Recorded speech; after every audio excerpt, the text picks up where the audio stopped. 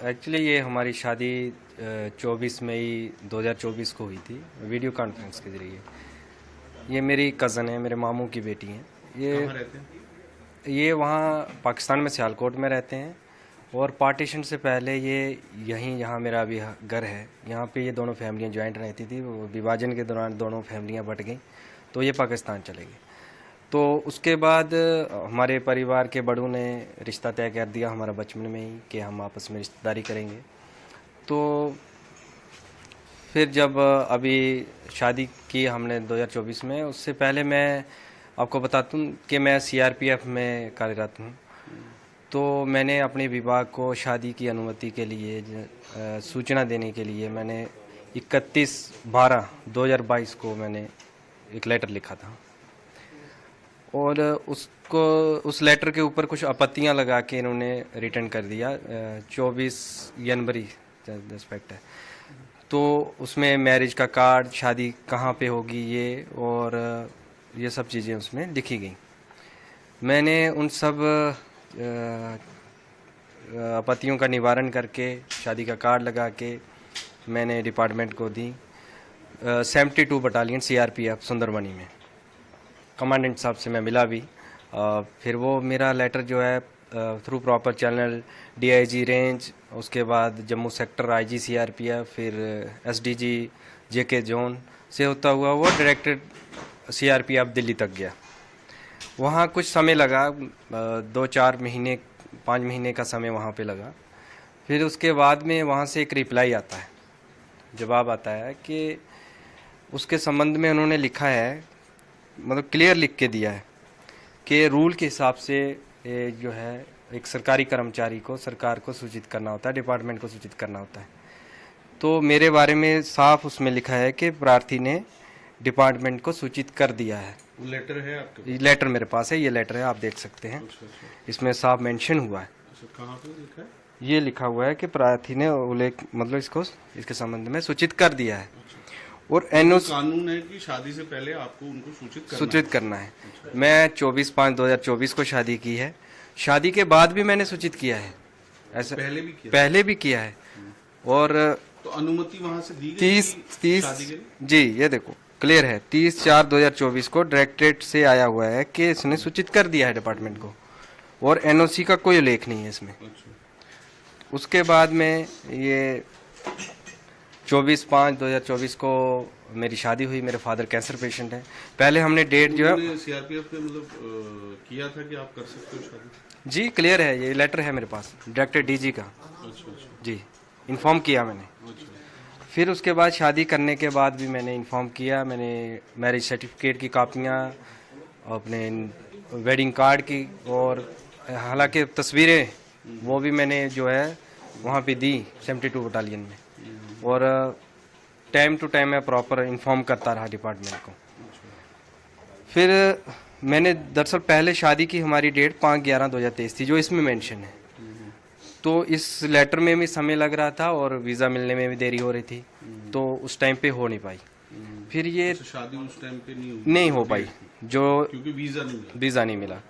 फिर ये लेटर के जो रिप्लाई है 30/4/2024 से डायरेक्टेड से आ जाता है। तो मेरे फादर की तबीयत भी ज़्यादा ख़राब हो गई उस दौरान, कैंसर पेशेंट है। तो दोनों फैमिलियों ने सहमति की और हमने वीडियो कॉन्फ्रेंस के जरिए ऑनलाइन निकाह किया और शादी कर दी हमने। उसकी सूचना मैंने डिपार्टमेंट को दे दी। मेरे पास लेटर हैं जो मैंने सूचना दी है, और उससे पहले ये डायरेक्टरेट से जो मैंने पहले इंटीमेशन किया है, डीजी ऑफिस से लेटर आया, उसमें ये क्लियर लिखा है कि डिपार्टमेंट को इन्फॉर्म हो चुका है। फिर इसके बाद 28 फरवरी 2025 को मेरी वाइफ को वीज़ा मिलता है। वो भारत आती हैं 15 दिन के वीज़े पे। शादी किस दिन हुई थी?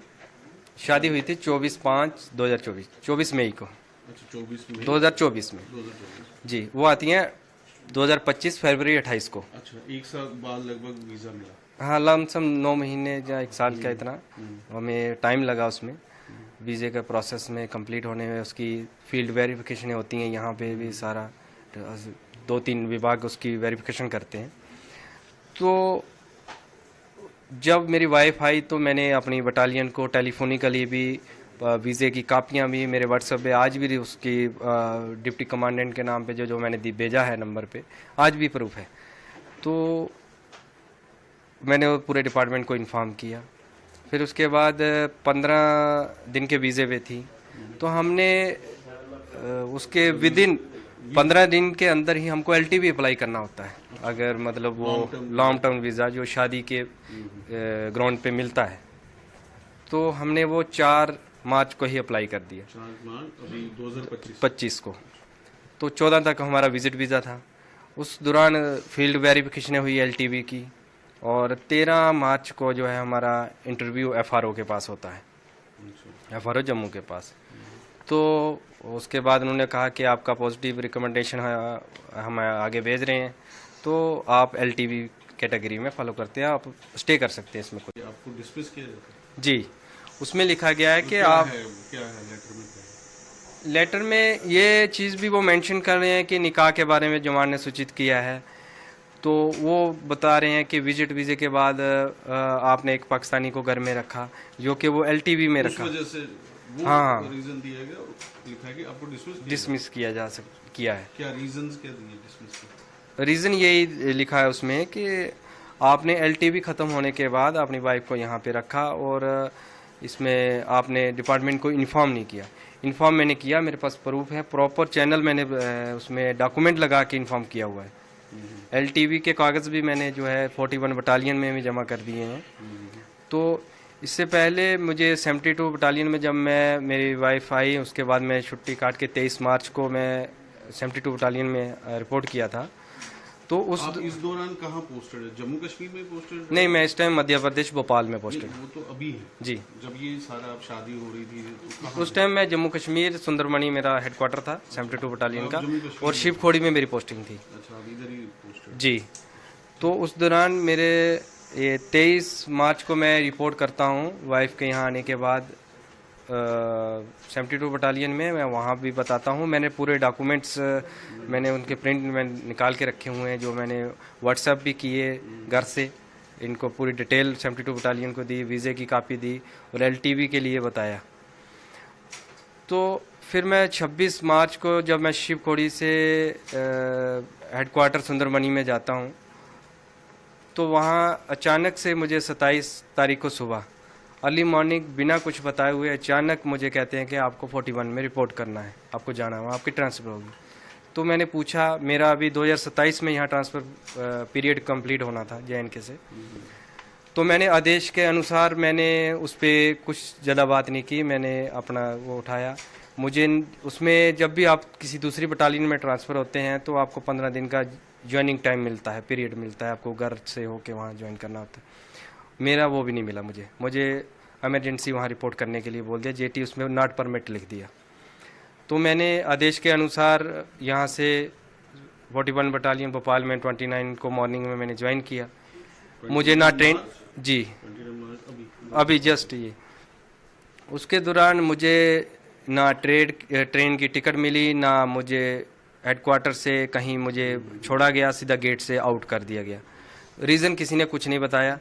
फिर मैंने वहाँ जाके 41 बटालियन के कमांडेंट सर का, डिप्टी कमांडेंट सर का मैंने इंटरव्यू लिया। इंटरव्यू होता है जब भी पोस्टिंग जाओ, तो मैंने वहाँ पूरी कहानी अपनी मैंने सुनाई, ये बात है, इन्फॉर्म किया, मैरिज मैंने ऐसे की। तो मैंने वहाँ CO सर से बता के मैंने एक DG साहब के इंटरव्यू के लिए एक लेटर लिखा। उसमें भी मैंने यही मेंशन किया कि ऐसे ऐसे मैंने इन्फॉर्म किया था, ऐसे मैंने शादी की प्रॉपर चैनल से। अब शादी करने के बाद अचानक से मुझे यहाँ ट्रांसफ़र कर दिया गया, इसके पीछे का कारण मुझे मालूम नहीं है।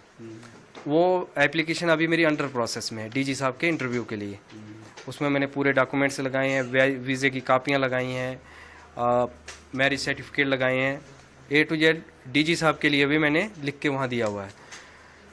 फिर उसके बाद मैं कमांडेंट सर के नाम पे मैंने एक इंटीमेशन लिखा अपनी शादी के वजह, क्योंकि न्यू बटालियन थी, तो मैंने उनको भी इन्फॉर्म किया प्रॉपर। उसमें LTV के कागज़ भी लगाए कि इस टाइम LTV में स्टे करते। उसके बाद ये सब इंसिडेंट हुआ, तो मैं छुट्टी आया। फिर आपको मैंने पहले बता दिया ये सब हुआ। तो कल अचानक से मुझे ये डिसमिस फ्रॉम सर्विस का ये आ गया। तो मैं तो इस चीज़ से हैरान हूँ, तो परेशान हूँ कि ऐसा क्यों हुआ।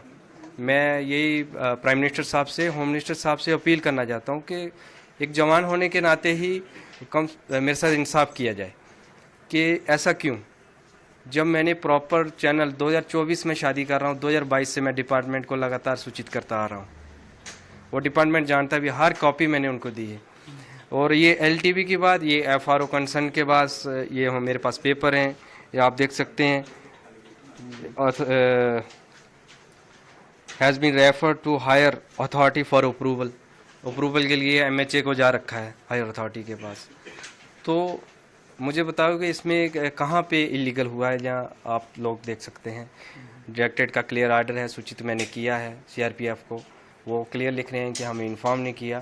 एक चीज़ उन्होंने मेरे डिसमिस आर्डर में मेंशन की है कि हमें निकाह के लिए सूचित किया। निकाह ही तो होता है शादी, वही तो की है, उसके अलावा तो कुछ नहीं है उसमें। तो मेरी होम मिनिस्टर साहब से और प्राइम मिनिस्टर साहब से ये अपील है कि वो पर्सनली तौर पे इस चीज़ के ऊपर देखें कि एक जवान के साथ ये क्यों हो रहा है। जो होम मिनिस्टर साहब की जो गाइडलाइन आई है जो एग्जिट परमिट वीज़े के लिए, मेरे ख्याल से जहाँ तक मेरी समझ है ये टोटली उसके खिलाफ है। आपको मैंने दिखाया भी है, उसमें वैलिड भी है, न्यू वीज़े एलटीवी ही इशू होंगे, उस पर ये ऑर्डर एप्लीकेबल भी नहीं है।